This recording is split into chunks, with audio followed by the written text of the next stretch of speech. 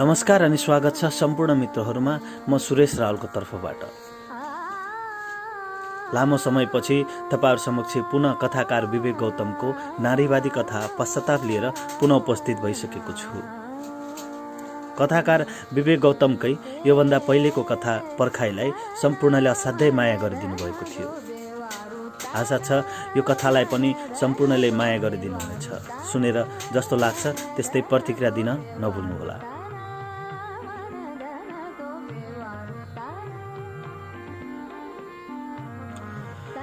कथा यसरी सुरु हुन्छ। चैत्रको हुरीले विस्थापित गरेको पतिङ्गर झैं उपयोगिताहीन जिन्दगी गुजार्दै आएको थिएँ म। तर यस घडीमा आएर लामो समय गुप्तवास बसी नयाँ बहार छर्न बसन्तको प्रतीक्षामा छटपटिएको कोइली झैं नयाँ जीवन जिउने रहर जागेर आएको छ। साँच्चै जीवनको अन्तिम समय सबैभन्दा प्यारो र सुन्दर लाग्दो रहेछ। जीवनका पैयाहरू धेरै घिस्रिएर फिक्का भएकाले सायद जीवनको अन्तिम घडीमा पनि यो रङ्गीन दुनियाँ रङ्गहीन लागेको छ। आफ्नै शरीर कुरूप लागेको छ। खुला आँखा अगाडि पनि अँध्यारो तस्बिर छाएको छ। सायद त्यो पल तिमीलाई खुसी राख्न सकेको भए आज म मृत्युवरण गरी सजिलै यो संसार परित्याग गर्न सक्थे होला। अमृता, म तिम्रो जीवनमा अमृत बन्न नसकेकोले नै सायद अहिले त्यसकै परिणाम स्वरूप यति विषाक्त जिन्दगी गुजार्दैछु। पार्वती चापागाई र युवराज चापागाईको आयुष्मती सुपुत्री अमृता चापागाईसँग मङ्सिर 7 गते विवाह सम्पन्न भएको थियो। सामान्य परिवारकी भएकीले दाइजोको नाममा केवल एउटा गाग्रो र एउटा करुवा मात्र ल्याएकी थिए। त्यसैले होला आमाले पनि बुहारीको स्वागत अस्वाभाविक रूपले नै गरे। बिहेको रात, अझ भन्नुपर्दा मधुमासको रात, जुन रात पति पत्नी सम्भोगका माध्यमबाट एकाकार हुने गर्छन् र सम्भोगका खेलमा आत्म उत्सर्ग मनाउँछन्, या भनौँ सम्भोगको खेलमा विजय भई स्वर्गीय आनन्द प्राप्तिको सौभाग्य यो समयमा पाइन्छ। तर मेरो स्वागरात निकै अकल्पनीय हुन पुग्यो। तिमीलाई त्यही रात महिनावारी भयो। स्वागरात भन्ने शब्द मेरो लागि शब्दमा मात्रै सीमित रह्यो। अब म तिमीलाई छुन पनि वञ्चित हुन पुगेँ। विवाहित पुरुषको निम्ति योभन्दा अरू उदेक लाग्ने पल के नै हुन सक्थ्यो र? तिमी महिनावारी भएको थाहा पाएर होला काममा तल्लीन आमाको अनुहारमा निराशाका कालो बादल व्याप्त थिए। बुहारी ल्याएको भोलिपल्ट आफैले काम गर्नु परेकोले सायद आमाको व्यवहारमा त्यस्तो परिवर्तन आएको थियो। 17 वर्षकी मेरी उनी आफ्नी आमाको काख र न्यानो स्पर्श सम्झिँदै इन्द्रादेवीको शरणमा परिरहेकी थिइन्। बिहानै आमाको गनगन मेरो कानसम्म सुनियो। हतारिँदै उनी उठिन् र बाहिर आँगनमा निस्किन नपाउँदै सासूको क्रोधले भरिएका आँखा र तितो बोलीको बाण ग्रहण गरी रुँदै कोठामा पुगिन्। पछि आमाले भनेपछि थाहा भयो भर्खरै लिपेको बरान्डा किच्दै बाहिर निस्किएकोले वचनको बाण प्रहार गर्नुभएको रहेछ। मेहनती स्वभावकी उनी जस्तो सुकै दुःख सहेर पनि घर चलाइरहेकी थिइन्। सुख दुःखलाई आत्मसात गर्दै हाम्रो वैवाहिक जीवन अघि बढिरहेको थियो। तर तिमी खुसी हुनु नहुनुमा म भने अनभिज्ञ थिएँ। समयको गतिलाई कसले पो रोक्न सक्छ र? दाम्पत्य जीवनको रथ हाँक्दा हाँक्दै हाम्रो विवाह भएको पनि 6 वर्ष बितिसकेछ। दुःखले होला तिमी हाँस्न खोज्दा खाल्टो परेको तिम्रो गालामा कुनै चमक थिएन। 6 वर्षदेखि निरन्तर घर गृहस्थी सम्हाल्दै आएकी तिमीलाई घुम्रो कपाल, घाममा डढेको कालो अनुहार, थोत्रो म्याक्सी र छुडिएर बाँधेको चप्पलमा कहीँबाट पनि राम्रो देख्न सकिन। सायद सबैलाई आफूलाई मन नपरेका मान्छेहरू यस्तै लाग्दा हुन्। तर तिमी आफ्नै थियौ र पनि त्यहाँ आफ्नोपनको आवाज थिएन। खै किन राम्री लाग्दैनौ तिमी? यो प्रश्नको उत्तर खोज्न मनको अन्तर कुन्तर निहाल्दा पनि अनुत्तरित थिए म। हामी पुरुषको स्वभाव आफ्नै श्रीमती जति राम्री हुँदा पनि कहिल्यै राम्रो नलाग्ने जो छ। तिमी त यसै नराम्री थियौ, झन् मलाई के राम्री लाग्नु र? तर मैले तिम्रो घरयासी कामप्रतिको व्यस्तताको बारेमा कहिल्यै सोचिनँ। गोठमा गाईबस्तुको काम, खेतमा औषधि हाल्नेदेखि लिएर घरमा भएका सबै कपडा धोइदिने काम तिम्रो नै थियो। सम्भोगको चरम आनन्द लिन पनि शरीरप्रतिको आकर्षणमा भर पर्दो रहेछ। हेर्दै नराम्री र ख्याउटी देखिने तिमीप्रति तृप्त वासनाको भावना जगाई कामुक हुन सकिन। हर दिन हर रात तिमी मसँगै हुन्थ्यौ, तर पनि उत्तेजित पार्ने तिम्रा अङ्गहरूले म भित्रको पुरुषत्व जगाउन सकेन। त्यसैले आफ्नो वासना पूरा गर्न राम्री राम्री वेश्याको शरणमा पुग्थे। उनीहरूको चरम आनन्दपछि नसामा घर फर्कन्थे। थाहा छैन किन नसा र मेरो यति निकट सम्बन्ध छ। म बेलुकी घर पुग्दा तिमी मेरो बाटो कुरिरहेकी हुन्थ्यौ। सायद मलाई नसामा लिप्त हुने बानी परे झैँ तिमीलाई मेरो बाटो हेर्ने बानी परिसकेको थियो। नसामा लिप्त भएको बेला घर उचाल्छु झैँ गर्छु रे। सायद नसामा लिप्त भएको बेला ममा छुट्टै जोस व्याप्त हुन्छ कि। कति पटक त नसामा होस हराएर निर्दय बनी हत्यारालाई चौकीमा केरकार गरे झैँ तिम्रो संवेदनशील अङ्गमा हानि पुर्याए मैले। तर त्यस बखत पनि एक मौन अपराधी झैँ चुपचाप बस्थ्यौ तिमी। सायद अरू आइमाई झैँ तिमी हुन्थ्यौ त मसँग सम्बन्ध विच्छेद गरिसकेकी हुन्थ्यौ। तर तिमी पीडाको महासागरमा चुर्लुम्म डुब्दा पनि मौन बसिरहन्थ्यौ। 6 वर्ष हुँदा पनि तिमीबाट कुनै सन्तान हुन नसकेकोले तिमी घरबाट समेत अपहेलित हुँदै गयौ। आमाको नानी खेलाउने सपना अधुरै रहेकोले सायद तिमीलाई देख्न साथ अनेक लान्छनाको बारी बिसाउनुहुन्थ्यो। मैले पनि समाजमा बच्चा जन्माउन नसक्ने नामर्द भन्ने भनाइको पगरी गुथेको थिएँ। बेला होस् या गोष्ठी जहाँसुकै मान्छेले मौका पाउन साथ हाम्रो कुरा काट्न अग्रसर देखिन्थे। तर थाहा छैन त्यसको मुख्य जरु तिमी थियौ या म। कति पटक त आमाले तिम्रै अगाडि अर्की बिहे घर समेत भन्नुभएको थियो।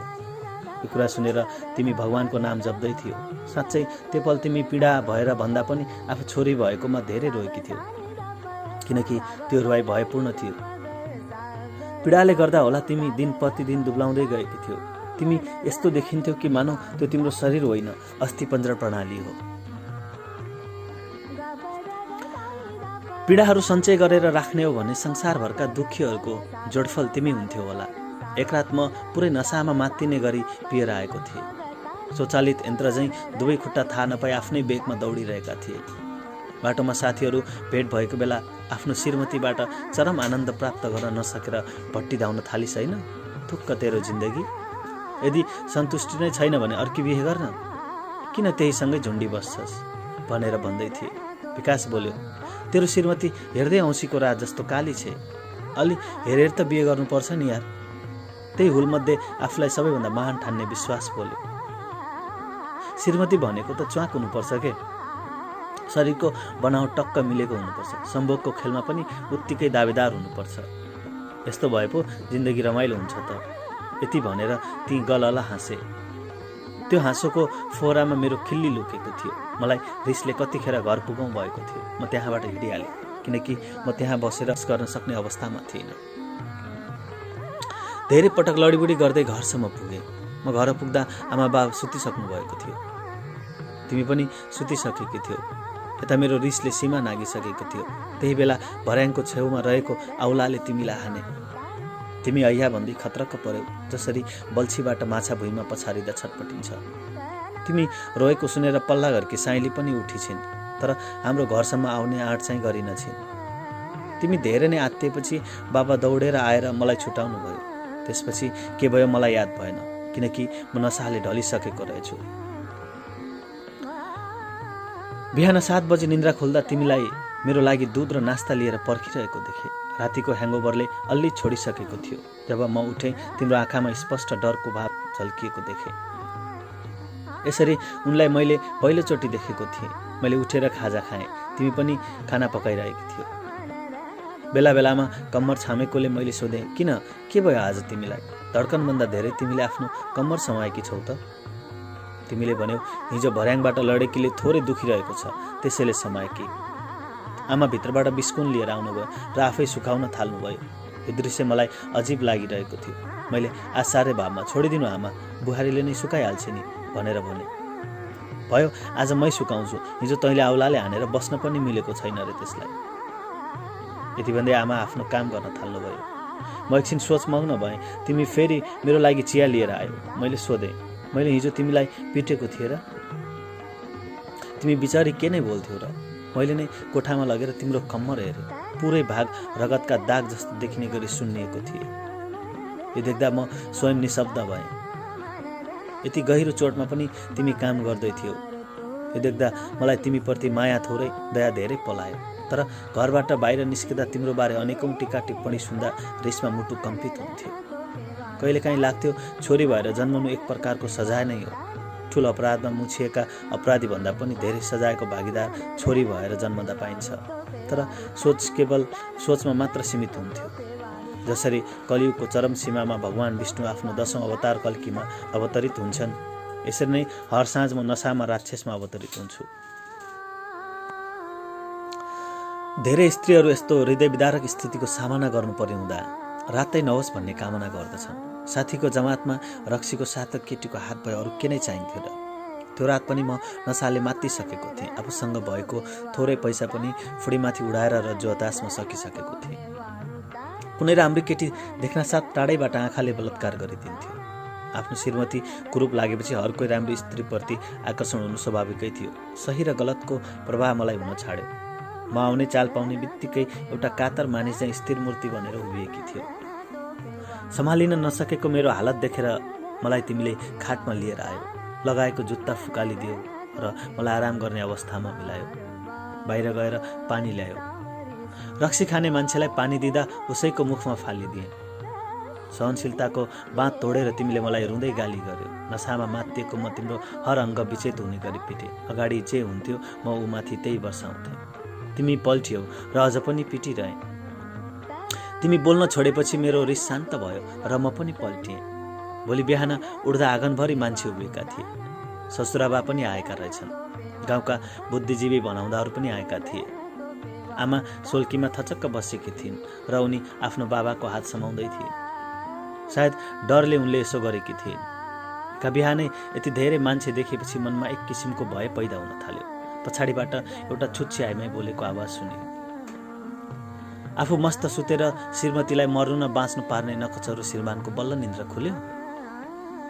कोही भन्दै थिए यो घरमा त सधैँ बेलुका रोएको आवाज सुनिन्थ्यो। यसरी अचेतसँग पिट्दा रहेछन् र पो बिचरी हात्तिएर रुँदी रहेछ।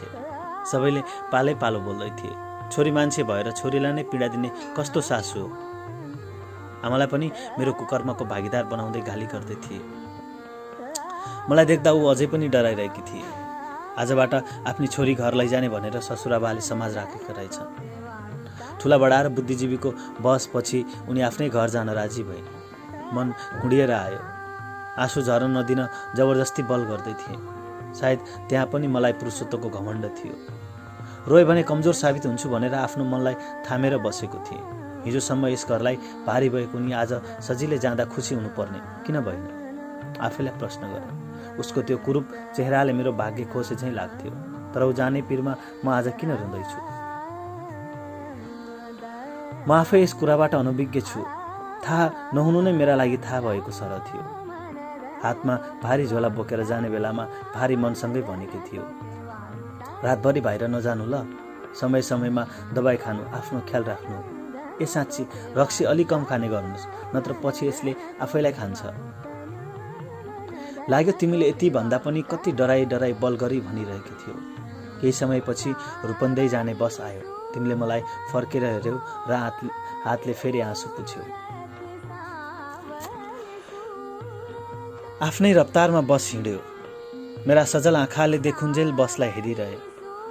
पुरुषले पनि आँसु झार्छन् भन्ने कुरा तिमी मबाट टाढिएपछि थाहा पाएँ। तिमी मेरी अर्धाङ्गिनी थियौ। तिमी जानासाथ लाग्यो मेरो आधा अङ्ग हरायो। दिउँसो एक्लै टोलाउँदै बसेँ भित्तामा सजिएको तिम्रो तस्बिर हेर्दै। साँच्चै 17 वर्षको उमेरमा बिहेको भएको बेला खिचेको फोटो हेर्दा लाग्यो तिमी कुन पल मबाट खुसी पायो होला र। सासूलाई आमा सोच्न कुन पल तयार भयो होला र। पतिबाट मायाको अनुभव कुन पल अनुभूत गर्न पायो होला र। यस्तो कुनै पल थिएन सायद जुन बेला तिम्रो मुहारमा खुसी प्रभावित भएको थियो। पहिले तिम्रो कारण नसा गर्थे, अहिले पनि तिम्रै कारण नसा गर्छु। फरक यति हो, पहिले तिम्रो साथमा नसा पिउँथे, अहिले तिम्रो यादमा नसा पिउने गर्छु। साथमा हुँदाको नसाले भन्दा यादमा हुँदाको नसाले कम लाग्दो रहेछ। सायद यो नसालाई जति प्रेम तिमीलाई गरेको भए तिमी सधैँ खुसी हुन्थ्यौ। आज छुट्टिएर बस्नु पर्दैन थियो होला। एउटै नसाले पनि रूप परिवर्तन गर्दो रहेछ भन्ने कुरा तिमी टाढा भएपछि थाहा पाएँ। एक रात सुतिरहेको बेला एक्कासी टाउको घुमायो। चक्कर आउला जस्तो भयो, बोमिट आउला जस्तो भयो र जब बोमिट गरे मुखबाट रगत बाहिर आयो। सायद बोमिट गर्दै बेहोस भएछु। हिजो त अस्पतालमा थिएँ। धेरै रक्सी सेवन गरेकाले लिभरमा क्यान्सर भएको रहेछ। लिभर पुरै खराब भइसकेकोले धेरै उपचार खर्च लाग्ने कुरा डाक्टरले भनेको छ। समयमै उपचार गर्न सके स्वास्थ्यमा सुधार आउने कुरा डाक्टरले बताएका थिए। आमा रुँदै मैले बुहारीसँग गरेको पापको सजाय मेरो छोराले भोग्दैछ भन्दै दुःख मनाउ गर्नुभयो। गाउँभर पाण्डेका छोरा त रक्सी धेरै खाएकाले बिरामी भएर अस्पतालमा भर्ना भएको छ भन्ने हल्ला फिजियो। साथीहरू त्यो मुलालाई रक्सी नखा भनेर टेर्दैनथ्यो, रक्सीले नै नुहाउने मान्छेलाई काइता भएछ भन्दै कुरा गर्छन् अरे। अमृता, तिमीले चाहिँ के सोचेकी छौ मेरो बारे? वास्तवमा तिमीले पो मेरो बारे नराम्रो सोच्नु पर्ने। बेकारमा दुनियाँ मेरो बारेमा कुरा काट्दैछ। तिमी हुँदा तिमीमाथि रिस पोखेर मन हलुका पार्थे। अचेल आफ्नो पीडा बिसाउन आफैलाई चोट दिन्छु र मन हलुका पार्छु। मेरी श्रीमती हो, आज तिमीलाई श्रीमती भनी सम्बोधन गर्दैछु। प्रेम भन्ने कुरा आफै उत्पन्न हुनुपर्ने रहेछ। म पनि यसलाई बनाउनतिर लागे। यो कुरा तिम्रो अभावमा खटिरहेको मेरो मनसँगै आज अनुभव गरेँ। आज तिम्रो अभावमा अनायासै तिमीप्रति प्रेमभाव जागेको छ। आऊ मेरी प्राण प्यारी, आज तिमीलाई मेरो यो न्यानो अङ्गालिनमा बाँध्न चाहन्छु। यत्तिकैमा डाक्टर आउँछन् र जीवनको अन्तिम चाहना सोध्छन्। म बल गरेर बोल्छु, श्रीमती घरकी लक्ष्मी हुन्, तर समाजले पुरुषलाई भगवानको दर्जा दिएको छ। यो संसारले उल्टो नियम लागू गरेको छ, जसलाई म परिवर्तन गर्न चाहन्छु। वास्तवमा भगवान त छोरी हुन्। म यही नियम लागू गरी समाजमा प्रगतिशीलता कायम गर्न चाहन्छु, म भन्दै थिएँ र मेरो अप्रत्याशित मौनता देखि आमा कराउनु भयो। धन्यवाद।